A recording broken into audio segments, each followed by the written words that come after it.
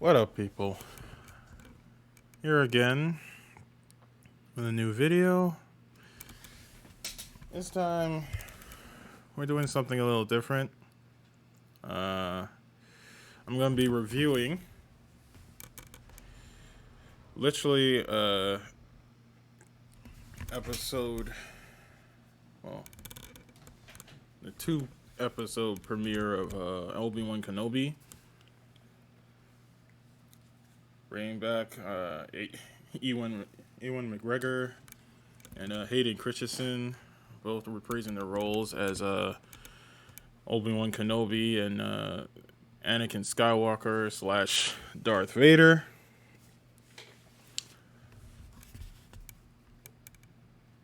I'm going to be talking about my feelings towards the first 2 episodes that they revealed. Or actually revealed, that they're now up on Disney Plus. And maybe talk about a little bit where they can go after what happens at the end of season 2. Now, mind you, as you see in this trailer, most of this trailer was literally what happened in episodes for the first 2 episodes. So there's still like a lot that now we don't know. And it'd be interesting to see where we pretty much go from here. But I see the option a little bit, but I guess not. Anyway, we're gonna talk about what happened in the first episode, and also make it clear that this is a spoiler review. I don't do spoiler freeze, so if you don't want to be spoiled by this review, definitely go and watch the episodes first, and then come back here and we can discuss what we've seen. So the first episode pretty much details that this is now 10 years after the event of Revenge of the Sith. They do a little recap of what happens in the prequels in the beginning of the episode. So that was neat for the people who hadn't seen the prequels. You got a little gist as to like what happened and how we get to this point in this story of Obi-Wan. The next thing we get to is we get to this little bar in Tatooine where these Inquisitors show up and literally this scene here.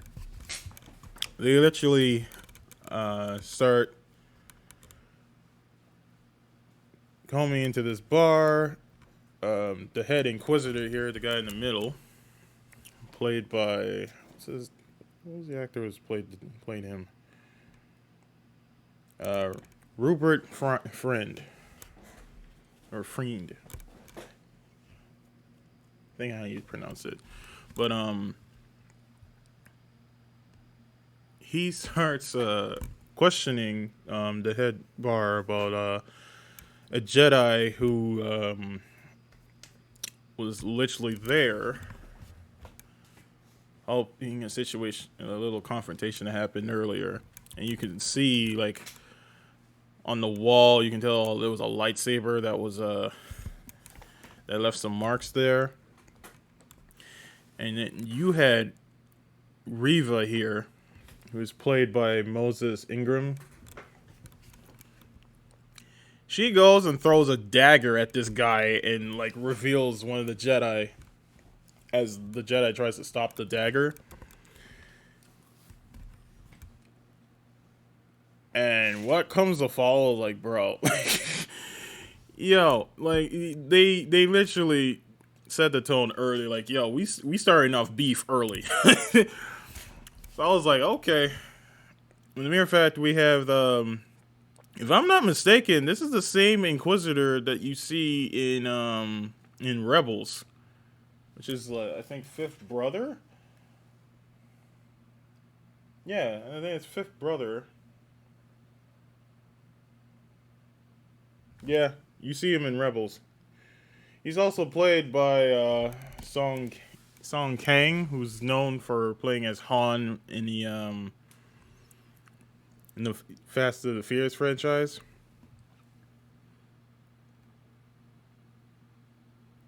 So Stay hidden. Obi will not survive. yeah, it's little glimpses of that scene.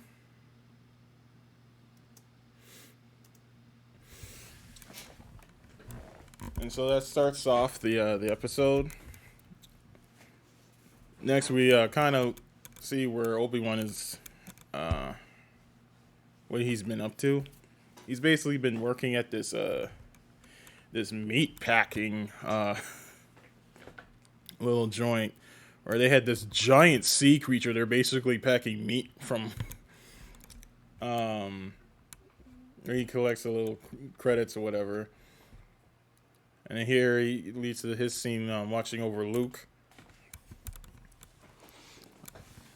There's literally a scene with him and Owen. This takes place a little time later. Played by what is this guy's actor played by?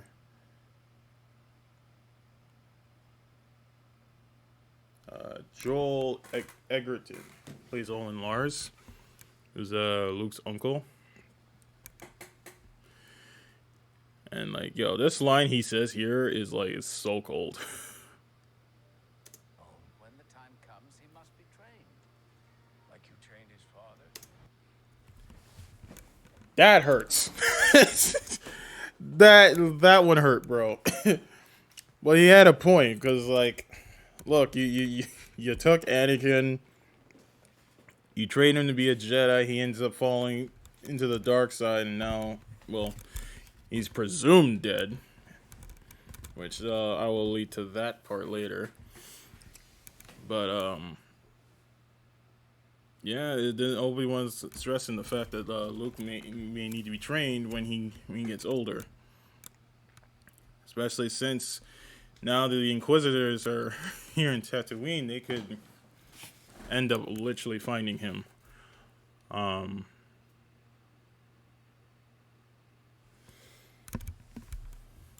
that's a little gist of what's going on with episode 1.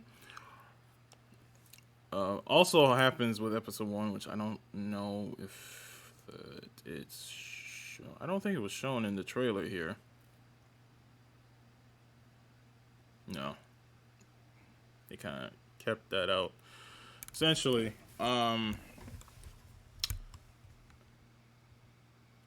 we get taken back to Alderaan, where Senator Organa, who is played by Jimmy Smits from the prequels, he returns again. And you see a little glimpse of little Leia, who's at this point is 10 years old. And with Reva, his desperate search for Obi-Wan, which I also forgot to mention. There was a little scene with Order 66 being executed. And you had like this master who was trying to protect the children, and the children had to make a run for it as Order 66 is happening. Which I find, I don't know if it was just me, but the master that was protecting, is it just me or did it look like the director, Deborah, what's her name? Deborah Chow? I don't know. To me, it sort of looked like her. I could be completely wrong. But, Yeah, they showed that little scene there. It could hint that Reva is one of those Padawans that survived the Order of 66. Who knows what that one? But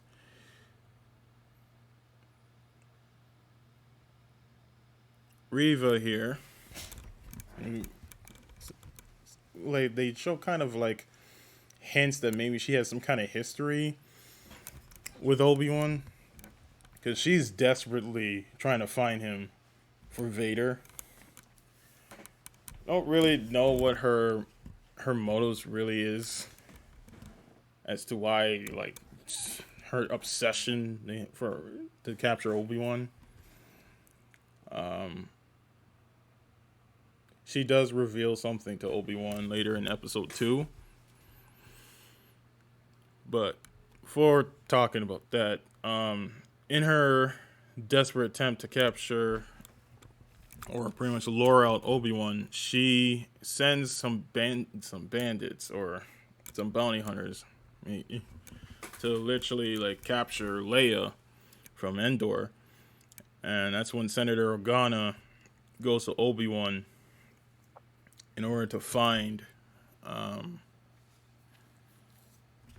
to bring back his daughter in the process, because he only trusts Obi-Wan in order to securely bring her back, which Reva was counting on. Apparently, in episode 2, she reveals that she read in the archives Senator Organa's connection to Obi-Wan. So, obviously, she goes to execute said plan. So that's how pretty much episode 1 goes.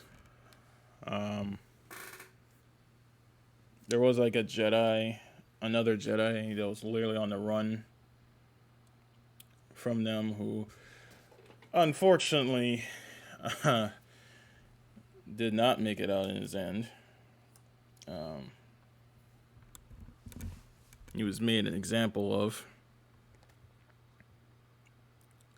But episode 1 ends with Obi-Wan preparing to go to, I think it's Daya? I think the planet is called Daya. Yes. That,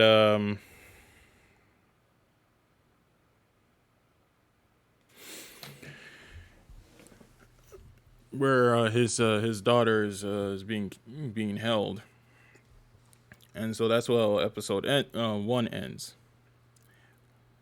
We get to episode 2. And we get a little cameo of one of the clones.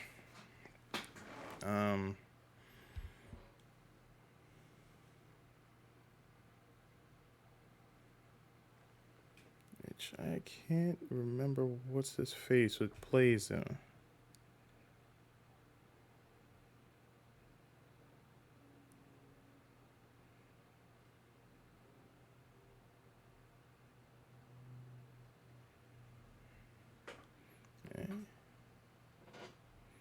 Dear Vermin.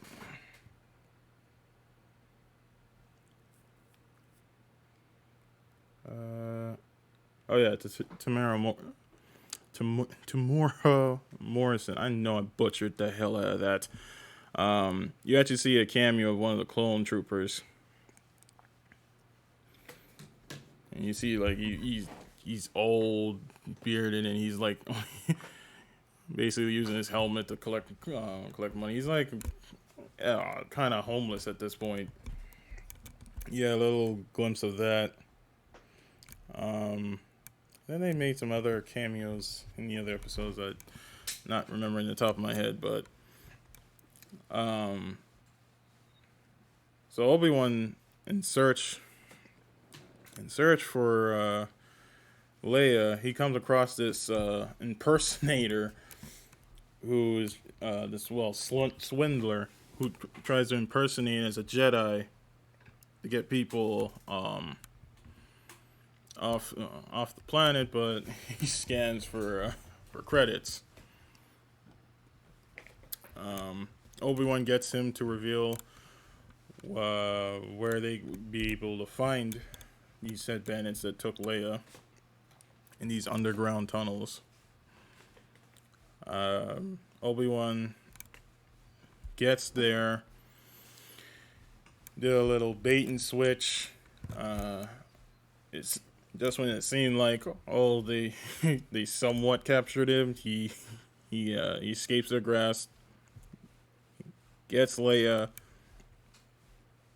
You will see a little back and forth between Obi-Wan and Leia. You see a little bit of what she'll end up becoming later on, and also giving some glimpses of Padme, which Obi-Wan literally in the middle of their conversation, he reminisces of like how much she reminds him of Padme, but he doesn't reveal Padme, obviously. So I like that little back and forth. Then we get to Reva again, showing up. Oh yeah, this was the impersonator, by the way. But you get Reva showing up, and where is it?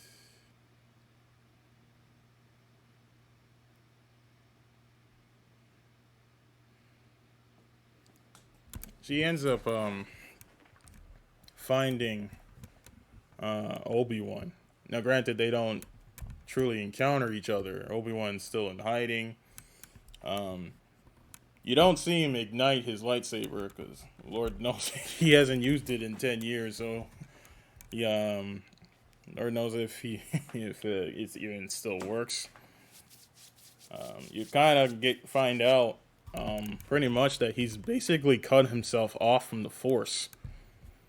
And it was only in a scene where Leia was running away from him and she tried to jump over another building and she ended up falling that he uses the Force to save her.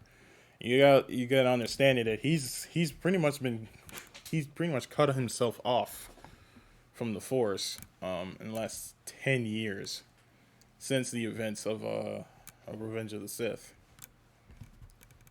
And as Reva is literally looking for him, she's like revealing stuff to him as like almost taunting him a little bit. And she says how she does not plan to kill him. She plans to bring him to him. Him being Darth Vader. And the moment she says Darth Vader, you see a look on Obi-Wan's face as he cannot believe that this whole time he was thinking these Inquisitors were following the orders of the Emperor. Little did he know that they're actually following his former friend, Anakin Skywalker. As she reveals that to him, you can tell like she's searching his feelings, and she sees that like he didn't know. And she was revealing that Anakin has been looking for him for a very long time, within those 10 years. And then you had a scene with the Grand Inquisitor who steps in, and this scene, I know for what I've seen from other people's reaction, people were either thrown off by it or was absolutely pissed off at this because they felt like, oh, they're retconning what happens in Rebels. But as Grand Inquisitor was about to step in to capture Obi-Wan, she stabs the Grand Inquisitor in the abdomen. And you see him fall. You thinking that, did they just kill him? When you know he's supposed to be in Rebels, like you see him in the first season, and people are speculating whether or not that's not the Grand Inquisitor that we see in Rebels. Maybe it's a different Grand Inquisitor. Who knows? It'd be interesting to see where they go with that, because if he lives, she's a goner. Because either he's gonna try and kill her, or like to be honest, I don't know where they're gonna go with that, because that was just odd. And but with that commotion between her and Grand Inquisitor, Obi-Wan goes and escapes in the ship with Leia. And you have Reva like yelling out to him, talking about that, he won't escape them, that they will find him. And you go back to the scene with Obi-Wan, and the sheer shock in his face. He couldn't believe what he heard. And as he quietly says, Anakin, the next seed is literally Darth Vader, who, again, portrayed by Hayden Christensen, in his septic tank, breathing all heavily. Well, no, not heavily, but like breathing his normal, Darth Vader breathing. And that's how episode 2 ends. So, my feeling towards it, it was a good start to like let us know, okay, where Obi-Wan has like been, what he's been up to this point. And now we're getting started to, okay, now that Obi-Wan knows that Darth Vader is alive, what's he gonna do? Is he gonna try and stop Vader? Is he gonna try and save him? What's that gonna be, right? Plus, also the whole question of what happened with the Grand Inquisitor. What's gonna happen with Reva now after she did that? I feel like they're trying to make her threatening, but she's showing more recklessness than she being actually threatening. Obviously, the whole reason why we're not having the Inquisitors look that intimidating, because you know who the real big bad is going to be in the show. And it'd be interesting to see how much they are going to feature Darth Vader in the next episode, which, thankfully enough, you don't have to wait too long, because episode 3 is apparently airing on Wednesday. So, I won't have to wait too long to see episode 3. But it's interesting to see where they go with this. But, yeah, that's my feeling with the Obi-Wan Kenobi show. If you guys, you tell me in the comment section down below what you guys thought of the episodes. I'd say it was like a 7 out of 10. A lot of stuff. There was some stuff that I didn't really care for. It felt like it was filler, and others, I'm interested to see where they go. But I don't know. To me, like, I've heard people say that like they felt like that this didn't really need to be a series. Like, it could have been just literally a movie. I somewhat agree, because I feel like with this 6-episode show, which I find interesting, that, like I said, like they aired the first 2 already, and then you not even a few days later you're gonna see episode 3. So interesting how they're setting this all up, but I feel like it could be a stance of maybe this like a little bit too much filling in between to get to the meat to potatoes, or where we really wanted to see with the show. I get some of those sentiments, and I don't know, man. We'll have to see where this show goes. So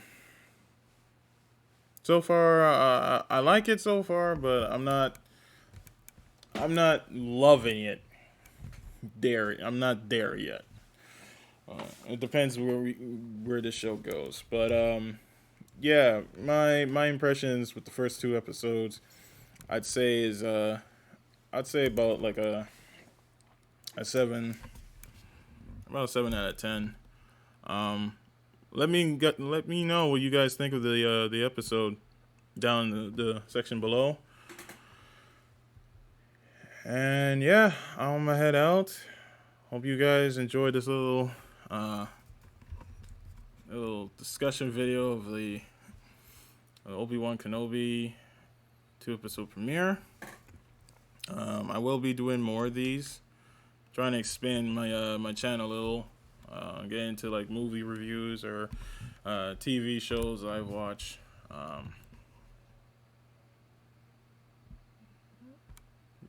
I want to get more into those. And I remember saying that I wanted to get into more sports stuff as well. So I'm trying to look into some more things to do with this channel.